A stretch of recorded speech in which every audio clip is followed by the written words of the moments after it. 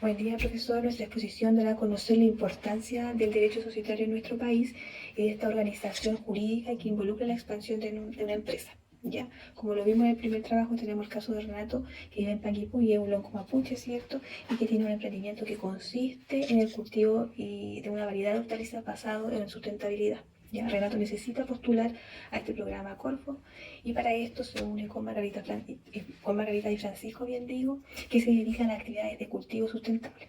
¿Ya? Uno de los requisitos de Corfo es contar con una figura jurídica. ¿Ya?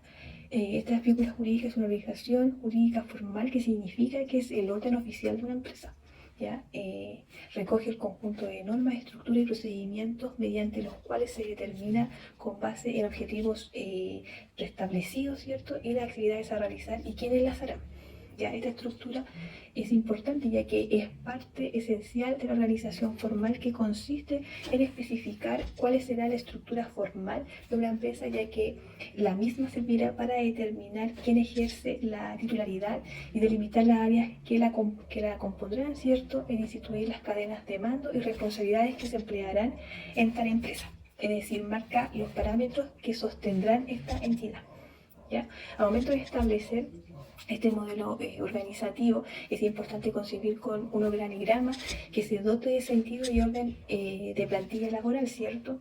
Así será más sencillo saber dónde se va a ir ubicada cada proceso productivo y todos los empleados podrán entender el funcionamiento de la compañía.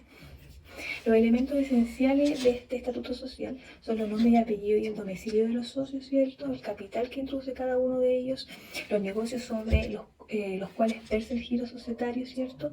O sea, perdón, de la sociedad, bien digo así, y el domicilio de la sociedad.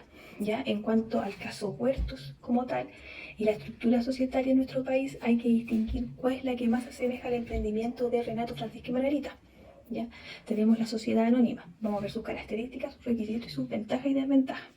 ¿Ya? Bueno, esta sociedad anónima es una forma jurídica societario-capitalista que adopta con frecuencia las grandes corporaciones, ¿cierto? Cada socio de la sociedad anónima, abreviada S.A, ¿cierto?, responde únicamente con su porción de capital, el cual se divide en acciones.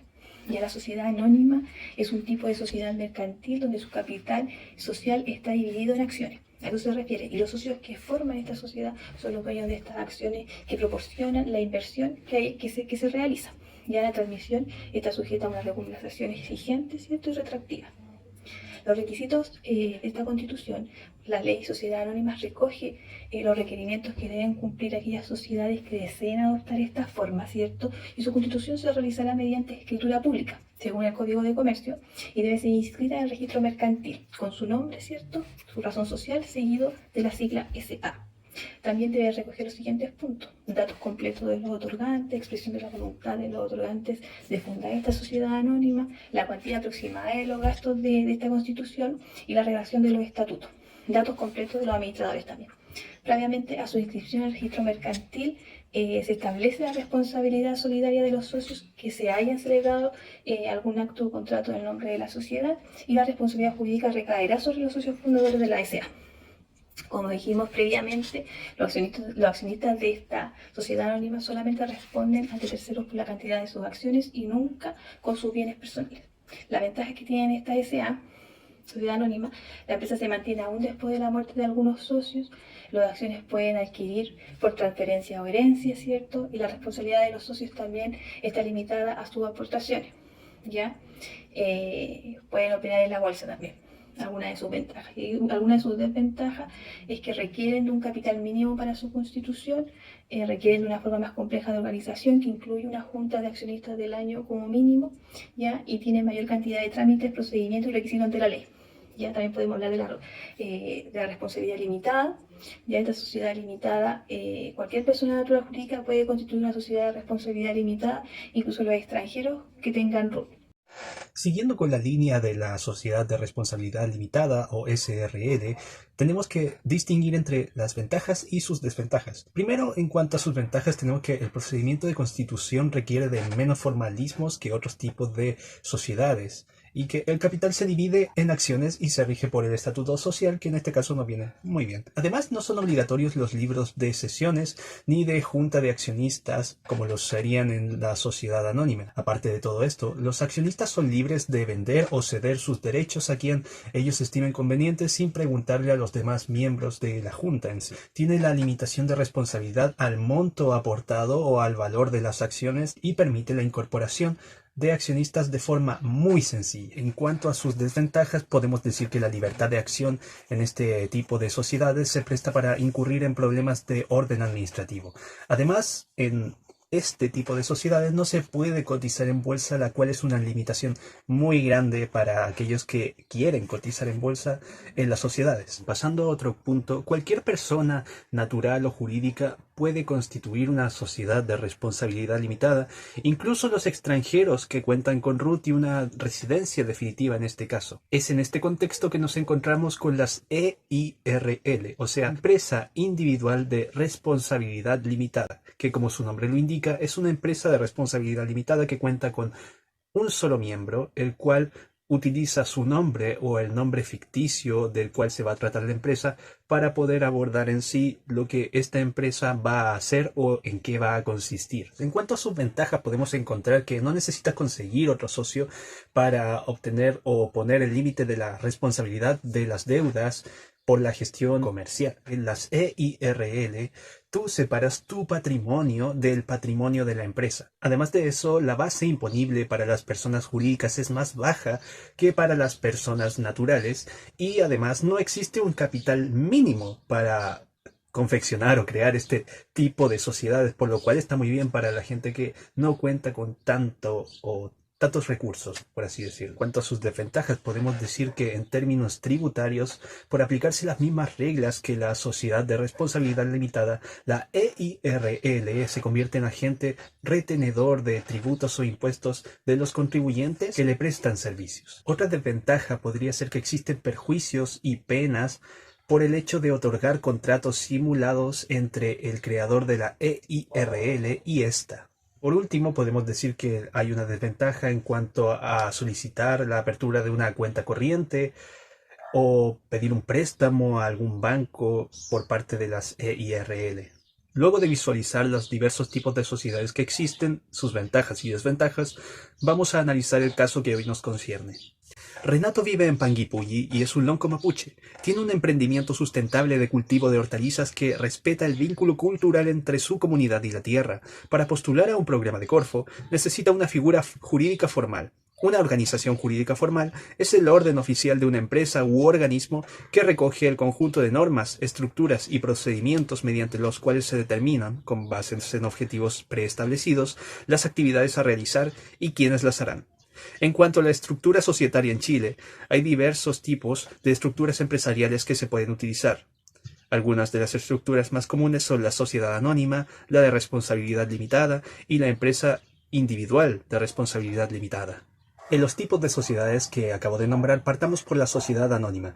De acuerdo con lo que establece la Ley 18.046 sobre sociedades anónimas del 2016, esta corresponde a una persona jurídica formada por la reunión de un fondo común, suministrado por accionistas responsables solo por sus respectivos aportes y administrada por un directorio integrado por miembros esencialmente revocables.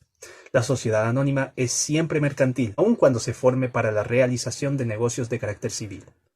En cuanto a la sociedad de responsabilidad limitada, podemos decir que este tipo de sociedad se conforma de 2 o más personas o socios y hasta 50 personas naturales o jurídicas y deben responder de forma limitada por el monto o el capital que aporten, de acuerdo con lo que se establece en Chile Atiende, entidad que pertenece en sí al gobierno de Chile. En esta sociedad todos los integrantes deben administrar y tomar decisiones del negocio en forma unánime. Tipos de sociedades. Sociedad por acciones. Este es un tipo de sociedad creada por una persona natural en donde participan una o más personas y cuya participación en el capital se ve representada por acciones.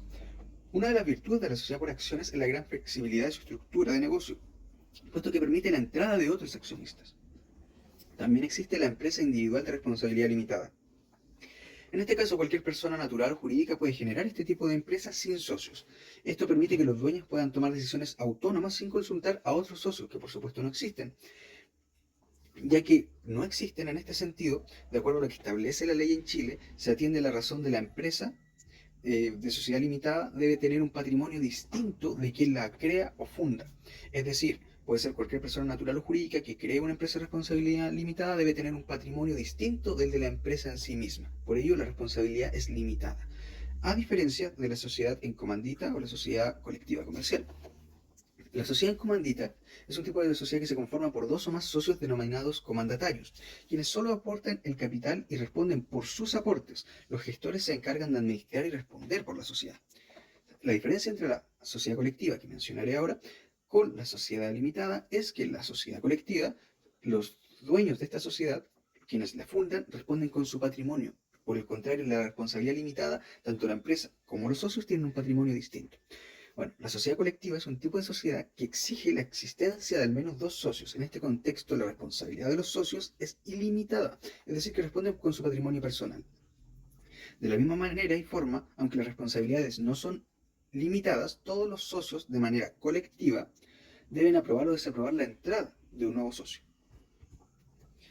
Ahora, como solución al problema planteado entre Renato, Francisca y Margarita, para potenciar la producción de hortalizas, llegando a lugares donde su consumo permita también mejorar la calidad de vida de las personas o un público objetivo como niños, niñas, adolescentes, basándose en la sustentabilidad sin hacer uso de aditivos químicos en el cultivo de sus productos. Como grupo proponemos que se establezca una sociedad jurídica por acciones, SPA. Esto es una empresa compuesta por una o más personas naturales o jurídicas. Es un tipo de empresa que se caracteriza por componerse de una o más personas naturales o jurídicas cuya representación a cada una de las personas se ve reflejada en la cantidad de clases de acciones que posee. La gran ventaja de la sociedad por acciones es su flexibilidad en cuanto a estructura y a las amplias facultades que le otorga a los accionistas, logrando que realicen actuaciones orientadas en sus intereses sin que se presenten muchas formalidades o alguna restricción legal. En definitiva, este tipo de acción, al ser de una estructura flexible, les permitiría con el tiempo incorporar nuevos accionistas que podrían hacer que su negocio siga creciendo en el tiempo. A diferencia de la EIRL, solo se pueden dedicar a la actividad o giro claramente son un beneficio económico. Los socios responden personalmente de las deudas de la sociedad, sino que su responsabilidad está limitada por el capital social que hayan aportado. Su militancia no puede emplear a familiares. La sociedad por acciones, SPA, pueden tener varias actividades, por lo tanto pueden desarrollar actividades de diversas áreas y no hay un tope máximo. Anualmente, la renta de la sociedad por acciones, o SPA, paga un impuesto anual de primera categoría, por un 22,5 o un 27% mensualmente. Pagarán IVA según las reglas generales. Finalmente, los retiros de los accionistas pagan un impuesto global complementario que va del 0 al 40% según el tramo en que se encuentra el retiro.